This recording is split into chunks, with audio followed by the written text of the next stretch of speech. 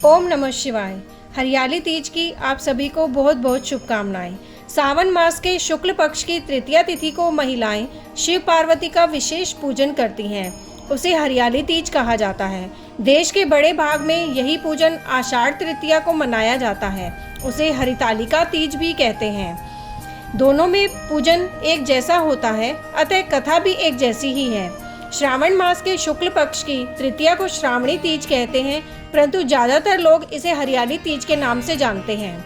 यह त्योहार मुख्य रूप से उत्तर भारत में मनाया जाता है। इस दिन स्त्रियां माता पार्वती जी और भगवान शिव जी की पूजा करती हैं। इस दिन महिलाएं निर्जला व्रत रखती हैं।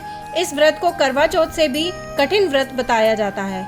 इस दिन महिलाएं पूरा दिन बिना भोजन जल के दिन व्यतीत करती हैं तथा दूसरे दिन सुबह स्नान और पूजा के बाद व्रत पूरा करके भोजन ग्रहण करती हैं। इसी वजह से इस व्रत को करवा चौथ से भी अधिक कठिन माना जाता है। वर्ष 2025 में हरियाली तीज व्रत 27 जुलाई रविवार को मनाया जा रहा है। इस दिन जगह जगह झूले पड़ते हैं। इस त्योहार में स्त्रियां हरा लहरिया या चुनरी में गीत गाती हैं, मेहंदी लगाती हैं, श्रृंगार करती हैं, झूला झूलती हैं और नाचती हैं। हरियाली तीज के दिन अनेक स्थानों पर मेले लगते हैं और माता पार्वती की सवारी बड़े धूमधाम से निकाली जाती है। तो इसी हर्षोल्लास के साथ हरियाली तीज की व्रत कथा का श्रवण करते हैं। शिवजी ने पार्वती जी को उनके पूर्व जन्म का स्मरण कराने के लिए तीज की कथा सुनाई थी। शिवजी कहते हैं, हे पार्वती, तुमने हिमालय पर मुझे वर के रूप में पाने के लिए घोर तप किया था। अन्न जल त्यागा, पत्ते खाए, सर्दी गर्मी बरसात में कष्ट सहे। तुम्हारे पिता दुखी थे। नारद जी तुम्हारे घर पधारे और कहा, मैं विष्णु जी के भेजने पर आया हूँ। वह अपनी कन्या से प्रसन्न होकर विवाह करना चाहते हैं। अपनी राय बताएं। पर्वतराज प्रसन्नता से तुम्हारा विवाह विष्णु जी से करने को तैयार हो गए। नारद जी ने विष्णु जी को यह शुभ समाचार सुना दिया, पर जब तुम्हें पता चला तो बड़ा दुख हुआ। तुम मुझे मन से अपना पति मान चुकी थी। तुमने अपने मन की बात सहेली को बताई। सहेली ने तुम्हें एक ऐसे घने वन में छुपा दिया जहां तुम्हारे पिता नहीं पहुंच सकते थे। वहां तुम तप करने लगी। तुम्हारे लुप्त होने से पिता चिंतित होकर सोचने लगे, यदि इस बीच विष्णु जी बारात लेकर आ गए तो क्या होगा। शिवजी ने आगे पार्वती जी से कहा, तुम्हारे पिता ने तुम्हारी खोज में धरती पाताल एक कर दिया, पर तुम ना मिली। तुम गुफा में रेत से शिवलिंग बनाकर मेरी आराधना में लीन थी।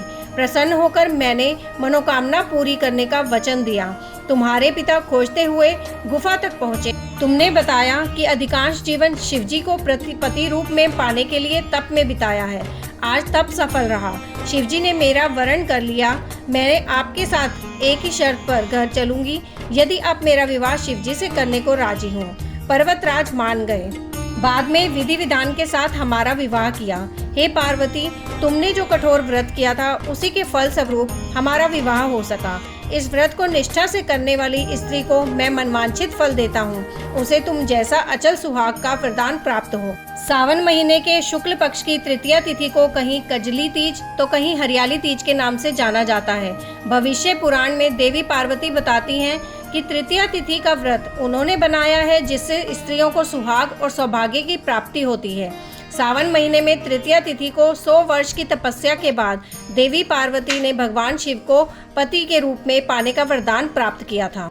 हरियाली तीज के दिन विवाहित स्त्रियां अपने पति की दीर्घ आयु के लिए व्रत रखती हैं। इस दिन स्त्रियों के मायके से श्रृंगार का सामान और मिठाइयां उनके ससुराल भेजी जाती हैं।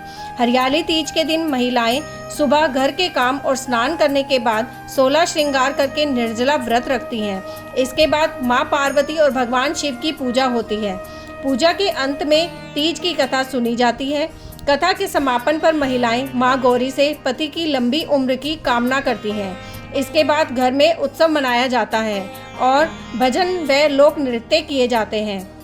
इस दिन हरे वस्त्र, हरी चुनरी, हरा लहरिया, हरा श्रृंगार, मेहंदी, झूला झूलने का भी रिवाज है। यहीं ये कथा समाप्त होती है। आगे की और कथा सुनने के लिए आपके अपने चैनल एस्ट्रो नॉलेज को सब्सक्राइब कर लीजिए ताकि आने वाले वीडियो के नोटिफिकेशन आपको मिल सके। ओम नमः शिवाय।